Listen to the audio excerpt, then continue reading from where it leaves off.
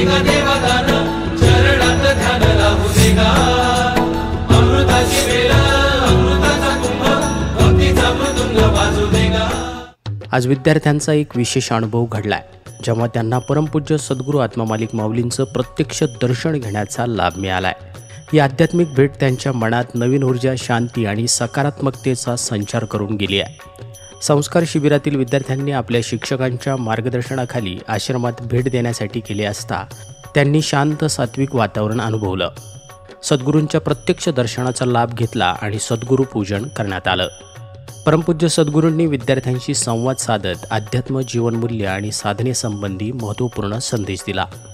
गुरुदेवांनी विद्यार्थ्यांना आत्मविकासासाठी सातत्याने प्रयत्न करण्याचा सल्ला दिला आणि शिक्षणासोबतच जीवन जगण्यासाठी ध्यानाचं महत्त्व सांगितलं. सबका मालिक आत्मा या संदेशाचा मतितार्थ सोप्या भाषेत समजावून सांगितला. आज शिबिर पूर्णत्वाकडे मार्गक्रमण करत असताना सद्गुरुदर्शन आणि आत्मचिंतन या सत्राची सांगता सद्गुरूंच्या सानिध्यात झाली.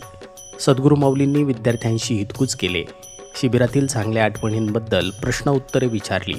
फक्त ध्यान आणि ध्यानच तुमच्या जीवनात काम येईल, ध्यान करो ध्यानी बनो हा संदेश दिला. यावेळी सद्गुरू पूजन देखील संपन्न झालं. अमृतवर्षावाच्या तृप्ततेसह शिबिरातील भाग्यवंत जीवांना भविष्यासाठी अनंत आशीर्वाद मिळाले. विद्यार्थ्यांनी या भेटीचा आनंद व्यक्त केला आणि सांगितलं की सद्गुरूंच्या मार्गदर्शनाने त्यांना जीवनाकडे पाहण्याचा नवीन दृष्टिकोन मिळाला आहे.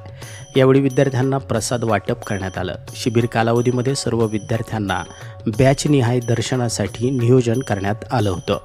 या आध्यात्मिक भेटीनं विद्यार्थ्यांच्या मनामध्ये प्रेरणा, श्रद्धा आणि आत्मविश्वास निर्माण केला असून ते सद्गुरूंच्या आशीर्वादाने उज्ज्वल भविष्याकडे वाटचाल करतील हे नक्की.